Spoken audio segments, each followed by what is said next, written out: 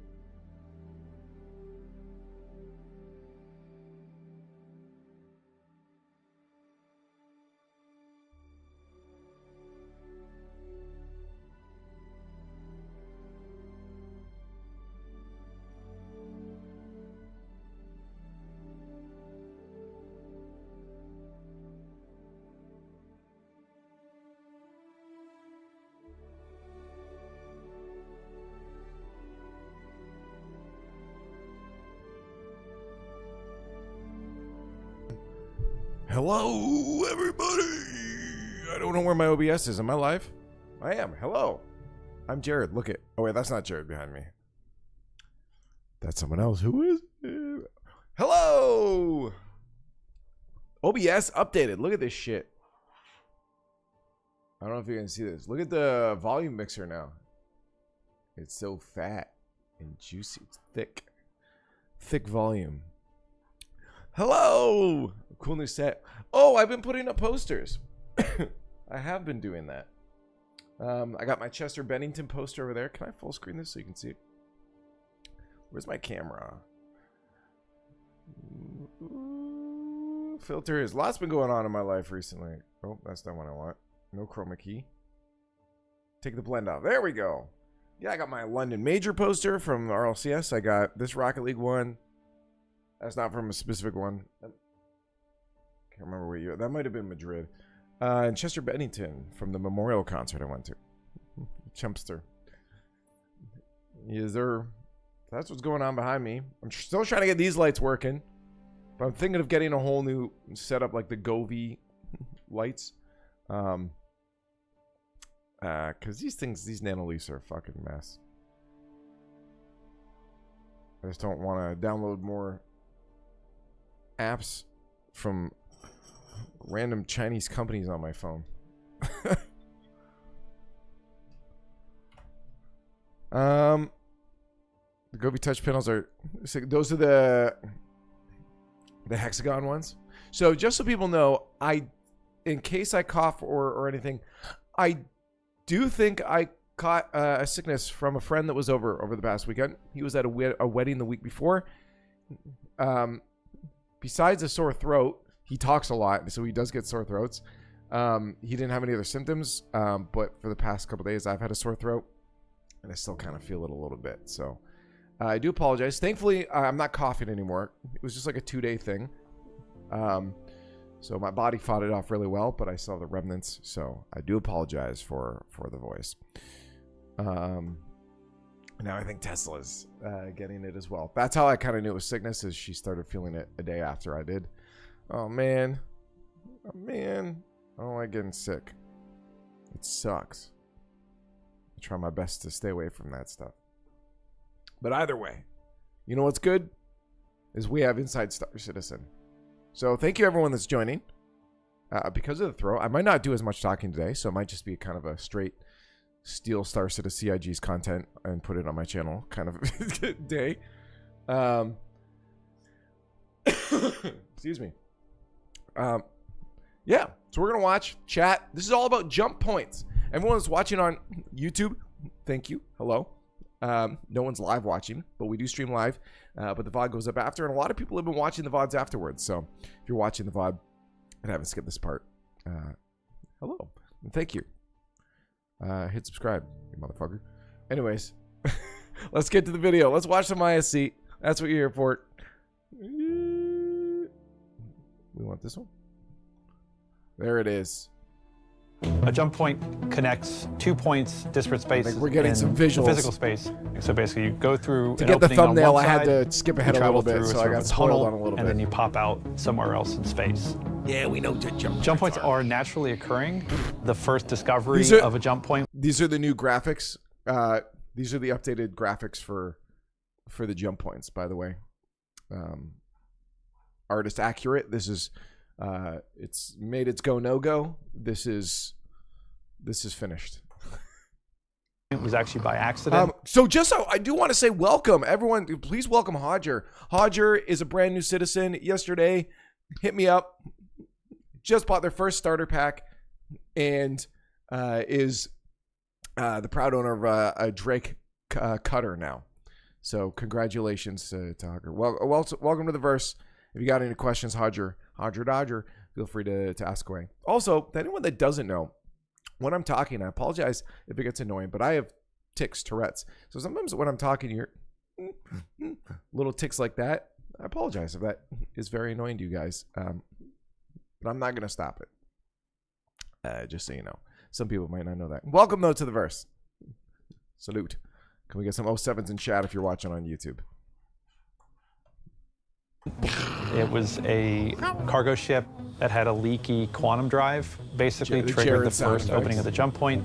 It accidentally slipped inside and then disappeared, and they found it several years later when Nick Croshaw, who basically was the first one who discovered that the leaking quantum engine was the cause of triggering this rip in time-space to basically open up And so he basically kind of solidified the knowledge to be able to replicate it consistently. That was a cool little bit of knowledge, by the way. It was an accidental. Can you imagine just seeing someone crashing and then vroom, disappear? Oh my God, that'd be fucked. That poor person in the ship as well. They just teleported somewhere else. There's been a lot of information shared over the years. A lot of it has changed as we've learned and had new ideas. So here's a primer on the first jump point we're building today. By some of the people that are currently building it. And what you see and hear is super work in progress. So welcome to Inside Star Citizen. I hope it's not that work in progress if it's supposed to launch in this year. Intro to jump points.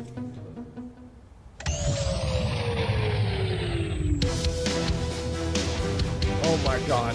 Is that a TARDIS? It's the fucking Star Citizen TARDIS. I like the fun they're having with these videos though. But fun doesn't mean nothing if I don't get to have fun doing it too.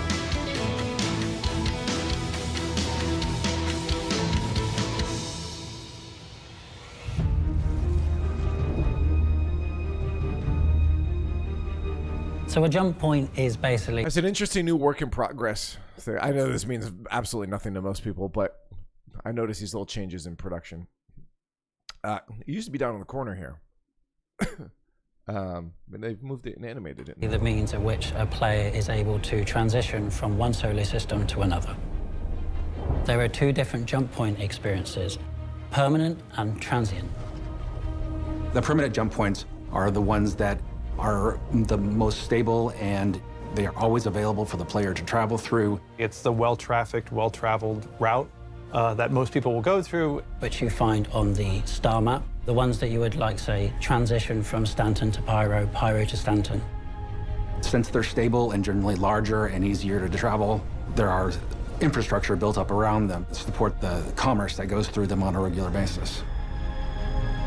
So we made a creative decision to remove the circular gates that we were doing in some of the concept art before. It just didn't match the reality of how we wanted to set these up in the world. They're supposed to be naturally occurring. And if you have like this infrastructure around it making this circular jump gate, then that's not showing like how it actually functions in the world. We've lost the sort of size restriction when it comes to permanent jump points. I see. So there's no longer the big ring, eh? It's just... I thought the idea with the ring was it was used to stabilize it, but I wonder what the new like lore for it is, because there's just no ring. But look at that. That is a menacing fucking thing. That is terrifying. The graphics team has done a great job, because that is fucking terrifying. One of the scariest things for me is like black holes, and this is like kind of around that route. Like that, like in Interstellar, when the ships go through the wormhole for the first time, that is fucking terrifying. But these graphics are kind of reminiscent of that. The main jump points that lead from system to system will accept any size ship. Transient jump points are more ethereal. First you have to find them, and once you've found them, you don't know where they go. We like to call in the narrative team That's the Swiss cheese approach to jump points, which are smaller access points to the main tunnel. Those will still be restricted by small, medium, and large. So basically, it opens up opportunities for smaller ships to kind of sneak their way through. Yeah. The transient. So that's cool. So the two difference, right, Chris? The two differences that you'll have the UE controlled ones where you have to check your manifest. You're not running illegal shit through those unless you've hidden it really well, I guess. But they probably do full ship scans to see what's in your stuff. These transient ones, so if you're a pirate and you need to smuggle stuff to a different solar system, you need to now scan and find these transient wormholes or jump points and open them, go through them, and hope you end up where you're trying to go. Jump point may be only be able to... Which is how piracy, smuggling, that kind of stuff should be. It's going to make those goods that usually don't make it to another solar system so expensive, and that's going to make it. It's going to make it worth it. Smuggling is going to be such a worth it experience. Honestly, I kind of want to do it just to see how hard it can be. Used once, it may be a little bit more permanent, but you can never tell how long does it last once you find it. If people are looking to avoid scrutiny, we'll look for these sort of side routes to get into the jump point to bypass, security or customs or stuff like that. In 4.0, our first and only jump point will be the one linking Stanton to Pyro and Pyro to Stanton. Maybe the best way to share this design is simply to walk you through the whole thing. Yeah. So we leave Lawville, we put it onto our star map, and we set our course for the Stanton to Pyro jump point. QT there. Battle some people and then on the upon way. arrival, you will fly down to the gateway station that's located there, because you're going to want to make sure that you're stocked up for your trip into Pyro, because Pyro may well not have the things that you're used to in Stanton. You probably want to pick up some ammo, and you want to pick up some more fuel, probably some more fuses, and then after that, undock, and then turn yourself to view the jump point. The jump points will be visible from far distance. It like probably will appear as a small star kind of a thing that just pulses and asks you to come near me. You're always going to want to have some on you. You'll see the massive whirlwind from the gravity pool that the jump point itself is creating, which is a gas cloud, and you'll see it in various different colors or forms. You can fly towards where the jump point will be, and there is structures in Stanton that sort of lead you towards the jump point. When you approach the jump point, what you'll hear is the general ambience of the whole area, whether that's the distant portal emitting energy or violent clashes of thunder that is drawing the player into the central jump zone. And as we get closer, this will build up, and the player will feel like they're being drawn into something primordial.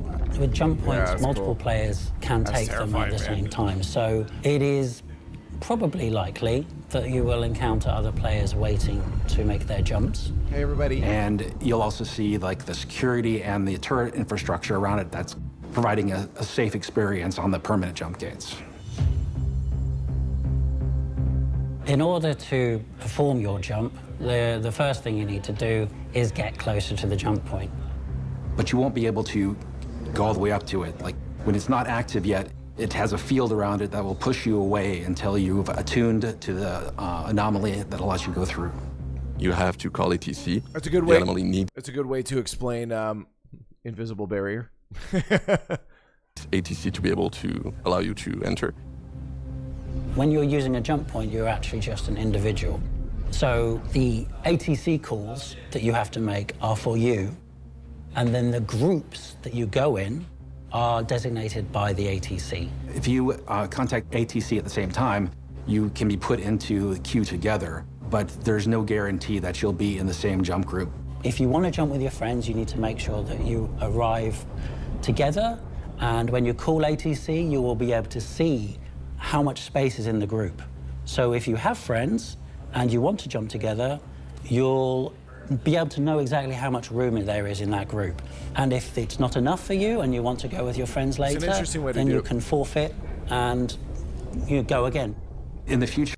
Yeah, no, I'm sure they're about to get to it. I imagine it's not going to be much more than a 5-minute wait. They just want to make sure that they can get as many through at once. But they obviously don't want you sitting there. But I imagine the experience of sitting and watching and waiting is that's an experience in its own, right? This is a grandiose thing. This shouldn't be a I'm going to work every day kind of situation. So I don't mind waiting 5 minutes. But again, I'm sure they'll go over it. Sure, I definitely want to have some more quality of life features where you can get into queue at the ATC as a party. But currently our ATC does not support queuing as a party, so you'll just be doing it as an individual. Right. Once you are within range of it, you need to be changing over to nav mode. Your UI will automatically change to the jump drive UI, which will allow you to know if you're aligned, if you're tuned, if you can go in, if it's blocked. You have a visual input of the UI, the HUD is moving, is turning until you have a message notification that tells you, all right, you're aligned. If you look away, of course, that will trigger the cancellation of that alignment. If you move away from your position, you'll lose probably your position in the queue. So that's my question.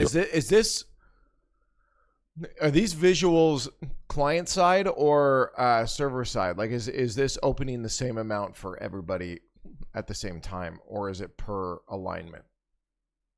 It looks like it's not reducing when they look away, so I'm thinking it's server side, which it should. Like, if I'm a bystander, I want to see. That's why I was upset about the water being client side only, because to me that again takes away from one of the main points that I think Star Citizen does well is the whole experience of what I see you see and what you see I see, right? We're in this together. So I'm assuming this is client side. It was just water, I guess. Maybe they couldn't do it without destroying the server, I suppose. You'll have red markers that tells you, or you're on the wrong side, you have to move to that direction. You'll have also kind of like a landing strip where you have the lights that tells you, oh, you have to go in through this area. So you'll have those rings that pulse and tell you you're correctly aligned. So as soon as the ATC has gotten to your group and you're now able to use the jump gate, your jump drive will start attuning to the gate. And once you have authorization and you have opened the wormhole, you'll have the tuning visual that's really similar to the aligning, but with tuning messages that tells you what you need to do. And once that's done, you'll have tuning access and you'll be ready to go inside. While your ship is attuning, you'll see rippling in the anomaly. And as soon as you are attuned, then you can fire a burst of quantum energy into the portal that will rip it open. Oh, that's and cool. You'll have a gate in space that allows you to see the tunnel beyond and travel to your new star system. That's really cool. So much like the ship that went through, you have to fire that loose quantum energy in. That's really cool. I have a lot of footage I need to gather for Space Tomato off of this one. When it opens, you'll hear the space around the jump point but being ripped apart and everything being drawn into it. A really guttural, swirling sound of all the space around the jump point being dragged into this one singularity. During this drawing process, the ships are drawn in automatically. You don't have to control anything. You don't have to do anything. There is, in fact, nothing you can do that would stop you being drawn in. For sure, Simon. Oh, sorry. Thank you again. I forgot to thank you in person. Thank you for the 52 months. So the plan right now is if Good luck there's with any turning. obstructions in front of you when you're trying to attune to the gate, that'll break your attunement. So if somebody gets in your way while you're trying to attune, your attunement will pause until that obstruction has gone away. Now, I'm hoping they'll answer this here. If you break someone's attunement, do you get a crime stat and do you start getting shot at? That means a new ship coming as well. Is that part of the quantum drive?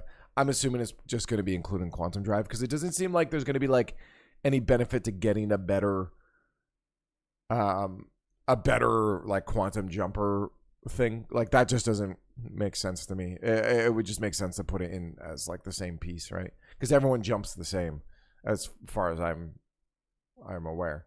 This is a 23-minute video. Damn.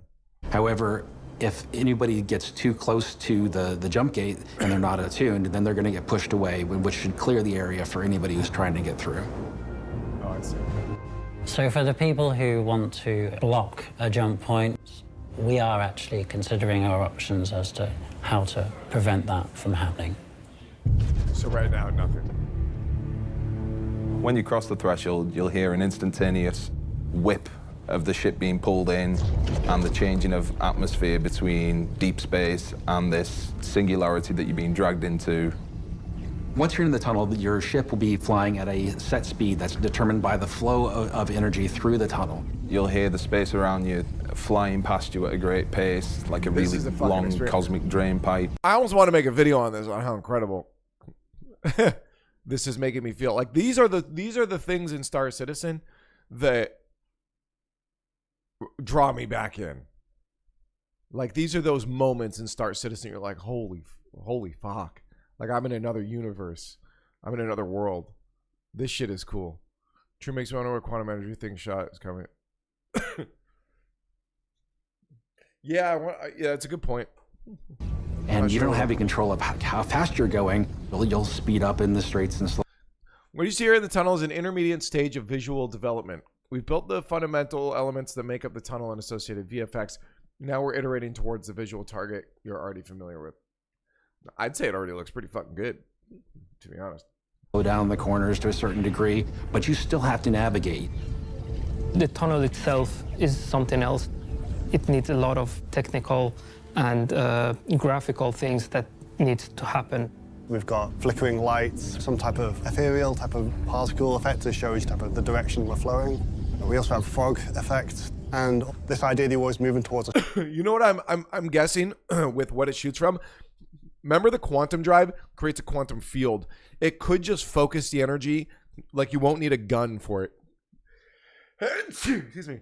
Just to, you could have the quantum energy. The quantum drive focuses that energy at the front, and then it propels it forward, right? So I think that's my solution, and I think that's the solution that they should use lore-wise, because that actually fits in precisely with how the quantum drive works anyways, creating that force field around you, that bubble of space-time around you. And just focus it to the front. It can't contain itself. It shoots out. Yeah. A strong, bright light in the distance. The idea we're going off so far is that we're working on the bending of light. You'll see impressions of the exterior, the location you've just come from, and also hints of the way you're going to. The walls of the tunnel type of curving the space-time around you, and eventually, as you travel through the tunnel, that distortion will move away from the initial system you started in and then blend slowly towards the new system you end up in. We can kind of do anything we want because it's an enclosed space, so we're doing things like on the... This is technically, it's not instanced, but it kind of is instanced, right? Like it's technically its own area that doesn't exist really for anyone else except for anyone that's in it. Rendering side, we're taking the sunlight, which we don't normally need when you're in an enclosed space, and we're reusing the sunlight, all the tech that goes behind that with high-res shadow maps and these type of things and directional occlusion, and then reusing that and using that to create a flickering, pulsating effect in the tunnel. So cool. And we can take a lot of shortcuts and do a lot of cool things that aren't really possible in the rest of the game because we have this totally enclosed and bespoke play space. No, this is fucking cool. You will not see two-lane traffic inside the jump tunnel itself. In the jump tunnel, you'll see the ships ahead of you, and if you look behind, you'll be able to see ships that are in range behind you, but you won't see traffic going the other direction. Why do you hate fun? It's not that I hate fun, it's that I want everybody to have a good experience in this tunnel, and if there's other ships that you can collide with, we want to avoid that kind of situation. The players' ships, when they're traveling in the tunnel, are going to be in a line. So it's going to be, the term that we use internally is ducks in a row. So one ship behind another ship behind another ship. There'll be some obstructions in some of the tunnels, which you have to dodge around. But for the most part, it's a matter of turning and navigating through the tunnel and not hitting the sides. Because the closer you are to the edge of the tunnel, the more likely you are to fail your jump. The edges of those tunnels and those obstructions cause distortion damage to your ship. There's a pool on your jump drive, and if this pool fills with distortion, then your jump drive will shut down. If your jump drive does shut down, then you're going to fail that jump. You get booted out of the tunnel, and there's a number of places in the system where you could end up based on like how long you've been in the tunnel. You could end up back in Stanton, or you could be in Pyro, but you're not going to be at where you wanted to be. You're going to be at the end. That's cool. Oh, that's in Pyro. Cool. So he was trying to get there, but ended up here.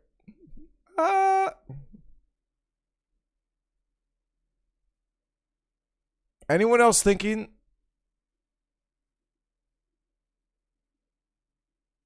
that could be meta? Like, to avoid gankers on the other side, just hop out a little early and then quantum where you need to go? Or if that becomes the meta, you might get people sitting out there trying to gank you from falling out, right? Also, he's saying jump point or jump drive.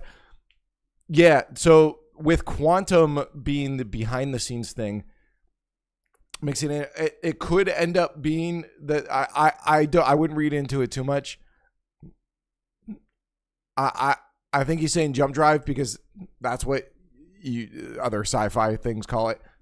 I don't think they're going to do a rename because all of the lore talks about quantum. And even at the beginning here in the lore thing, they talked about the quantum drive, right? And quantum fuel. I don't think they're going to rename it. We don't get damage from being dumped. That's true.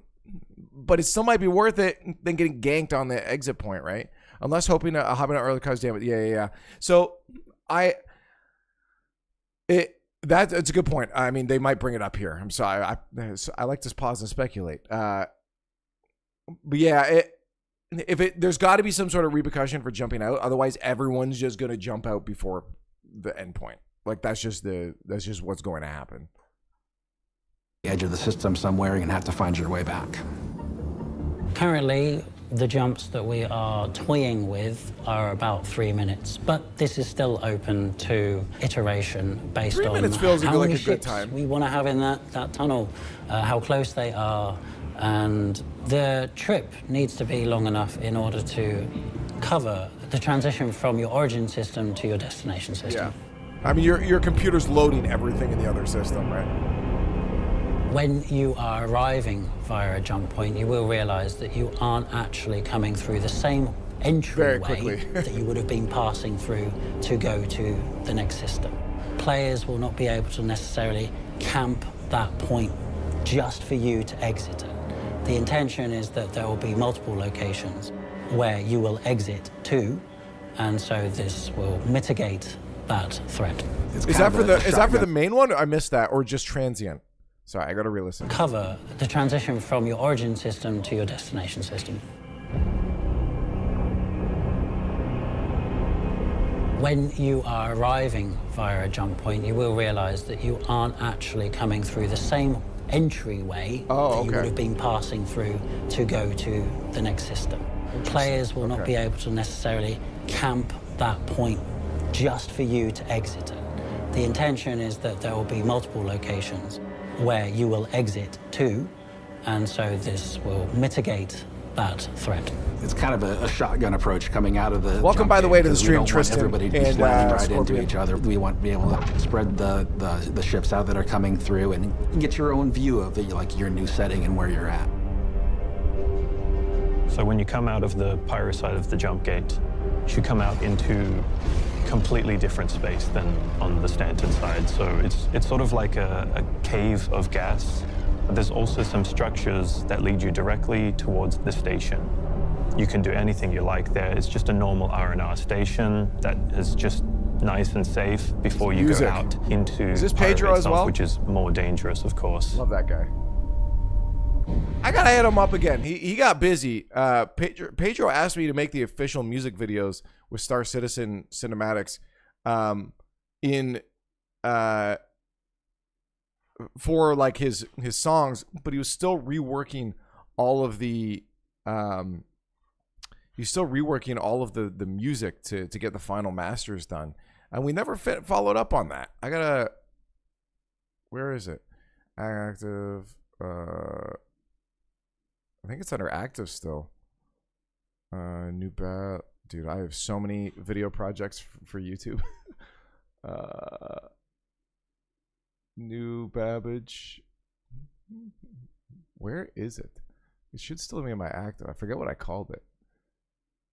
Earth of Kara Bowling through. I don't know where it is.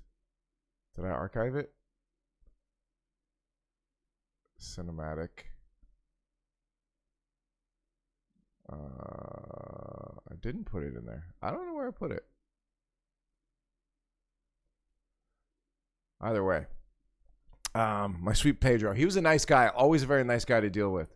Pedro. He's the guy that, if anyone doesn't know, he composes all the music for the game. We've already shown on the tech preview that you can enter a jump gate and come out the other side, and we've got the ability to transfer servers. We've got that working even better than we ever thought we could at the beginning.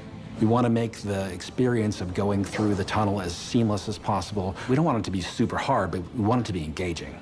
We're gonna save the challenging experience, the super hard acrobatics for the transient gates when we get to them. We're dialing in the numbers about how many people jump at the same time, distance between ships, precisely the speed at which ships move down the tunnel, things like that. There's a lot of variables involved in balancing it, and there will be far more testing in the tech preview channel for jump points, so you can look forward to helping us figure out there. Yeah, it's really exciting to be to this point where we're able to deliver this new system of transferring yourself. What are you guys going to do? Is anyone else? Let me know whether you're in chat or not, or if you're watching this video after. Let me know.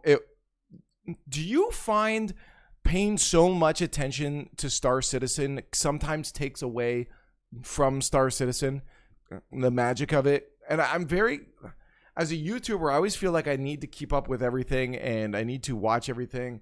And sometimes it makes it hard for the magic to sit in. I love the tech side of everything, right? And so it's, even just as a person, I love following the technology, like what they're building as developers. But it sometimes can like, if I go into the test unit, my question is, are you going to go into the test universe and test this out?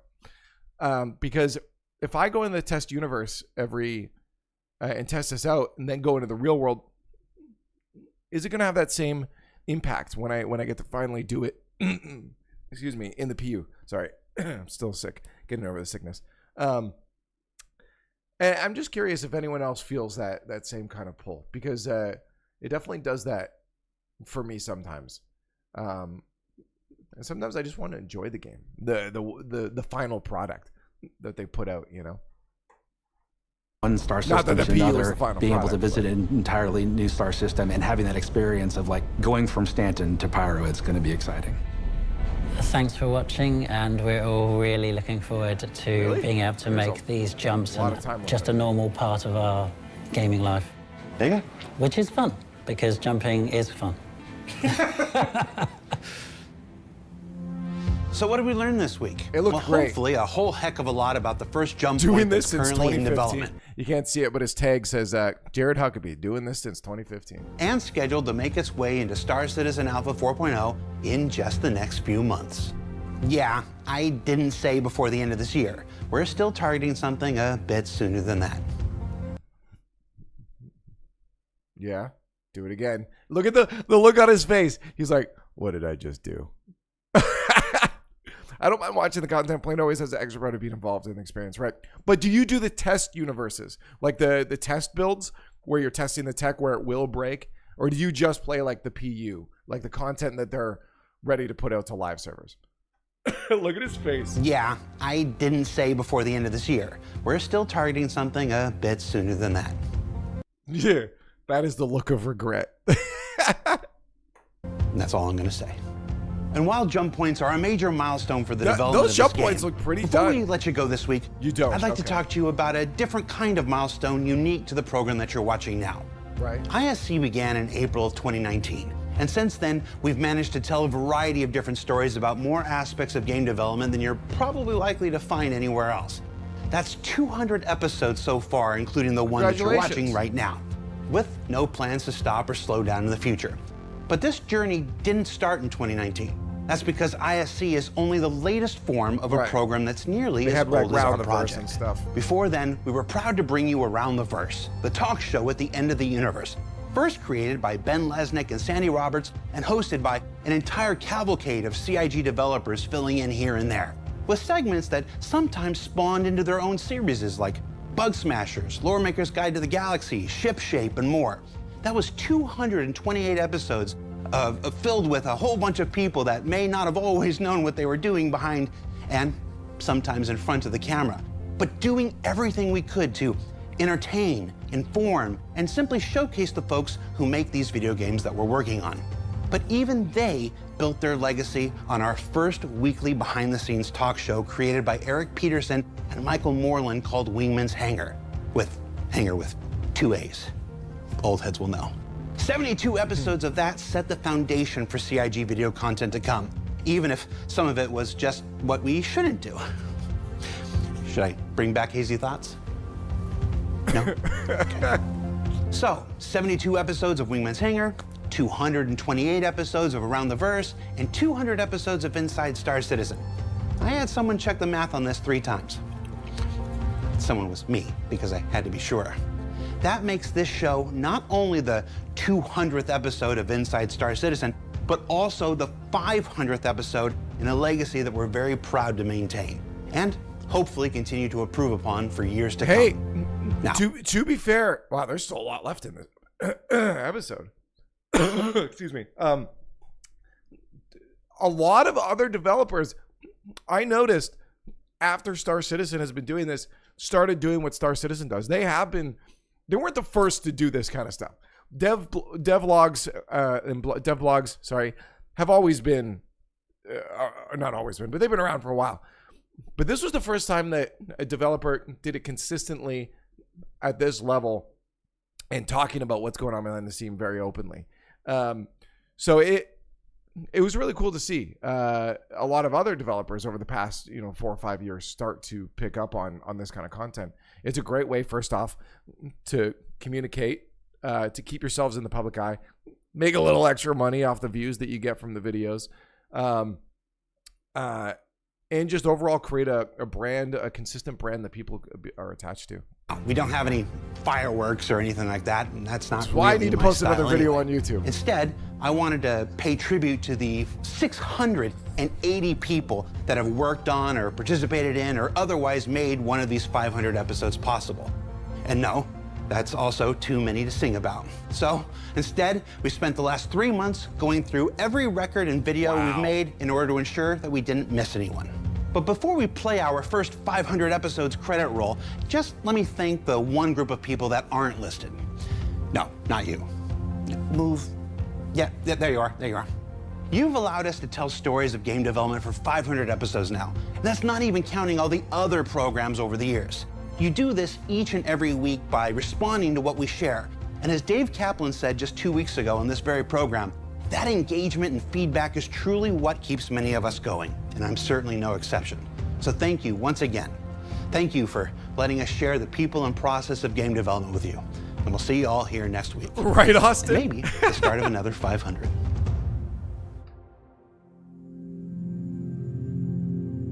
Well, let's not. Oh, it's kind of in the style of Star Wars. I think that's the same font, isn't it? I don't think it's. Okay, actually, I'm kind of curious if we go through and make this a game. How many of these can I, out of 500, do I recognize? I kind of want to count, to be honest. Is there an app? I can just tap the count. Tap counter. Oh, perfect. I found one. Okay. I don't know why I'm doing this. I'm sorry. Pet it, but dude, at the amount of, seriously though, like I'm going to show you guys right now for my YouTube channel, let me show you how much is in this, my editing folder. Now, this is across a couple YouTube channels, but 95% of the content is Star Citizen. Here is the amount of footage I have. Let's check the properties of it. I don't think I can do it in here. I think I have to do it in my actual NAS software. Give me 1 second.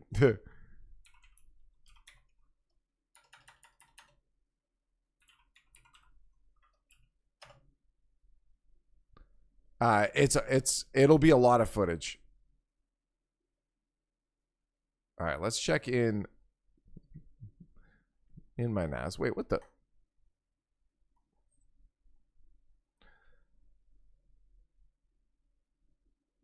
System is now in warning status. Oh, I am using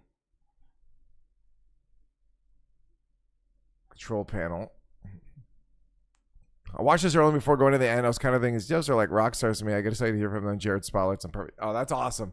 Yeah, and it's really, that's the other thing is they've humanized a lot of these developers, right? They're not just names you see behind a screen on Spectrum or anything like that. So let me see here. How the frick do I look? Is it Info Center? Here we go.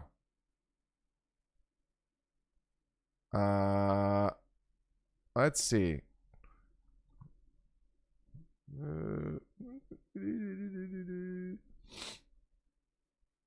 External devices? No, I want hardware and power. Excuse me. No, that's just settings. Shared folder. Come on. Show me where it is. I just want to see. How is it so hard to see how much?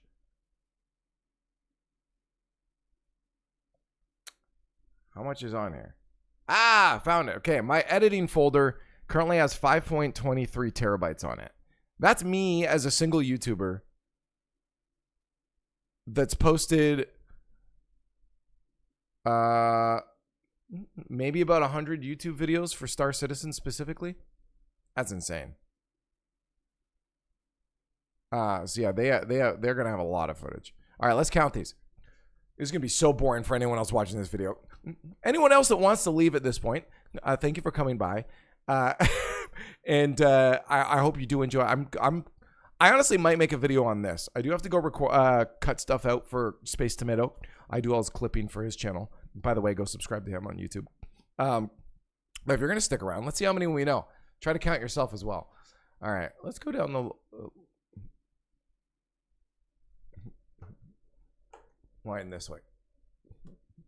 None here so far.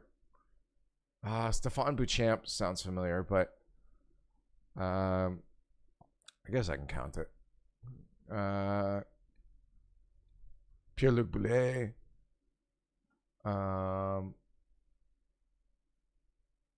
Patrick looks familiar. Michael Beaumont. Maxime. Jake Bradley, of course.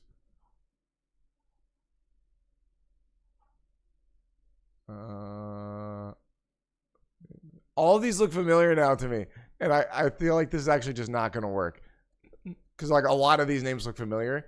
I feel like I'm forgetting a lot of them. All right, let's go down here.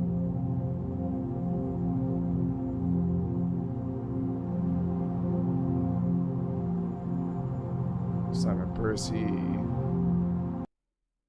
I'm just gonna casually go across some of them.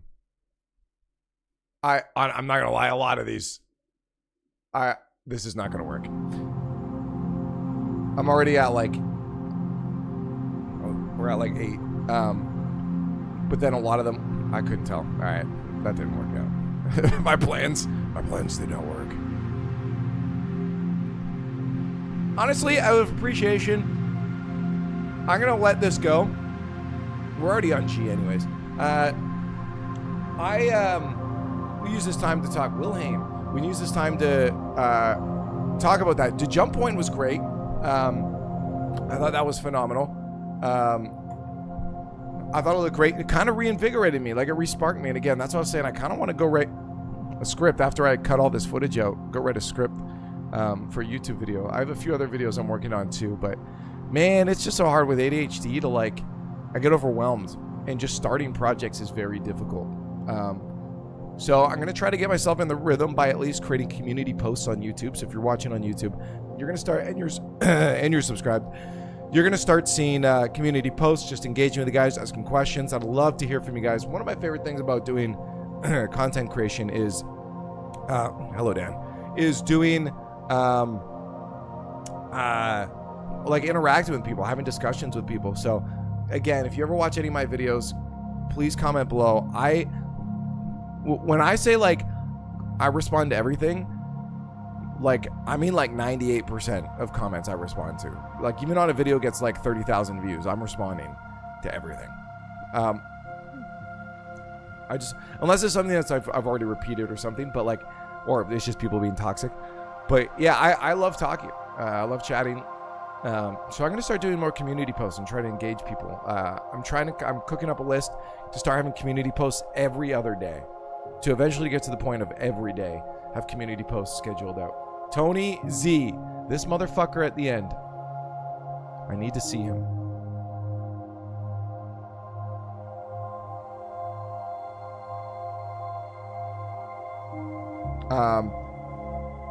Yeah, I'm gonna do that to try to motivate me to get more videos up.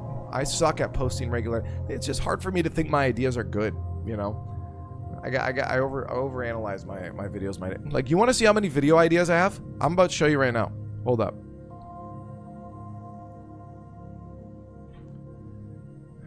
Here's my dashboard in Notion. And here's all of my video. The first two are ideas, and under drafting are ones that I've started writing the scripts for. That's how many ideas I have. Here's how many I have in progress. Here's how many I'm started to film. Here's how many I have actually in progress. Here's how many I've finished over on this side here. It's definitely more than that. I wasn't using Notion at the beginning. But I got a lot of stuff, and that's just the one channel too. We go to my other channel. It's so easy for me to get ideas, but to follow up on them is so hard with ADHD. Very difficult. So the more you guys engage on that content, come to live streams, that really helps. Every time I see a comment, it motivates me to continue on. So thank you everyone that engages with my content in any way, whether it's on Twitter, whether it's here on YouTube, whether it's on Twitch, where I'm also streaming. Love all the... Dude, it's insane. Like, again, those are just... Like, let me look at this. Like, these are... if I even just, like, go to... Like, if I click in one, so I click into one idea, then you can see I already have, like, scripts written out for stuff. To-dos, my checklist, and everything. It just gets hard. So I want to post more. I want to post stuff that's not even just Star Citizen itself onto my channel. It'll be most Star Citizen, but I like games and I want to talk about games. So hopefully I can lock in. I've been trying some new things recently, so hopefully you'll see more. But again, engaging with me is definitely helps. So again, shout outs to everyone that's joined on the Twitch stream right now. There's our Twitch dashboard, Twitch stream, and it's y'all over in the YouTube as well. Thank you guys, Scorpion, Austin, all y'all. I hope to see you in the future. Hopefully I'll have a stream coming soon. Organized, positive affirmation. Yeah, I'm organized on the back end, but following up is what makes ADHD a very difficult thing. I don't have a dopamine release. So I did just start this week Vyvanse. I just started it, and I think that's why I'm feeling motivated right now. I did take my Vyvanse today as well. So, oh no, Landseed. Well, the VOD is going to be there. You can either watch the VOD here on YouTube. I recommend on YouTube because it's easier to skip ahead of the starting screen. And it gives me a view over there, so you should go do that. Actually, I'll do the exclamation point YouTube. But yeah, that has helped me utilize my organization, right? Like I may as well just show you too. I don't really care. Like my personal dashboard, I created a really cool platform here of all my to-dos today. So I have a video that I want to film called "What Can You Do in an Hour in Star Citizen?" Go in, play, see what happens. Bugs, sure, but I want to be truthful about it. What happens if you in an hour? So I have a task. It's due today, just to play the game. You know, like I have that pop up. Here's my daily habits I want to do. Here's all my personal to-dos. Here's the calendar of projects I want to work on. Here's all my personal notes, the games I've played. So I try to keep everything organized in one spot. But again, ADHD is a lack of dopamine. It's a lack of ability to want to start something. Most brains will release dopamine when you think of doing something a little bit, just to be like, I should do that, but I feel uncomfortable. But with Vyvanse, it has helped a little bit. So I'm going to utilize the fact that my Vyvanse is kicking in now. I'm going to go and work on some projects. As much as I love talking to you, I don't want to leave you guys. As much as I love talking to you guys right now, do I enjoy more of the planning than the creation? Yeah, I love planning. I grew up as a manager in a restaurant. I love telling other people what to do. Now, I loved seeing that would it be low level? I guess low level view of things. Like being able to see the structure of everything, find the inconsistencies, find ways to smooth things out and create a well-oiled machine, and then delegate that to people I know were good at certain things. I'm just really good at picking out skills, what people like, what people are actually good at, their efficiencies, and delegating that. I did that when I ran Smash Brothers tournaments as well. I like to get my hands on it as well. Like, I get involved. But when it's all on me, it becomes very difficult for me to do anything. But when I'm working as a team, it works a lot better. But yeah, no, I do like organizing stuff. And I like, as I said, I like delegating. I like doing that. But it's like, I feel useless saying I like telling other people what to do, you know? Yeah, I like it involved. I love editing. Editing's a really fun thing, but it gets overwhelming when I have to go through and cut. I like to do the graphics. I like to do all that stuff. I like to learn stuff. Yeah, it's tough as a smaller YouTube channel it's hard to, like, you know, my buddy Doyle, he was in chat here. He does a lot of stuff for me, but he does it on his own free time, right? Like, I don't make anything really from YouTube to, like, I'll show you my dashboard. I don't care. I don't really make anything from YouTube to be able to pay anyone anything, right? Like, let's go to my analytics. Like, over the past year, let's see what I've made. Just $250 over a whole year, right? It's not really a lot. If I was making that per video, fuck, that'd be awesome. Then I'd be able to pay people. But it's hard because you never know what videos are going to pop off, right? I have one hit 35,000, then I have a bunch of others hit 6,000, 4,000. I mean, the year before that, I had other videos that were hitting some higher views too, 20K, 19K, 12K. But yeah, I can't afford to pay anyone, right? Probably, man, you're like a bit of everything. I hear you struggle with that too. It's tough. That's why I like brainstorming with people. I need people to look at my channel. Here's the big thing I need right now. I need someone from the outside look at my channel, tell me what I'm good at, what content I should be making. Am I stuck making Star Citizen content, or can I make the content I'm making about other things as well? Because that's what I really like to do. And the things that inspire me are channels like, I mean, Donkey's too big to fail, but like Donkey can make gameplay videos, but then go make a video about movies, right? And still succeed. I don't know if I could do that, but maybe. I'm getting better at titles and thumbnails too, so that's helping a lot. But I really need like an outside assessment of the channel. We did do a survey at one point and got some information, but it's tough. It is tough when you're looking at your own content. You don't know what you're good at. It's especially when you're like me. It's like it's very easy for me to tell myself I'm not good at anything. So right, because like there's so many other people good at it. So then it demotivates me. Oh, also Doyle, you need to look at this. OBS just released a new MP4 format called hybrid MP4. I thought you might be interested in this. I'll send that to you. Anyways, we're rambling on.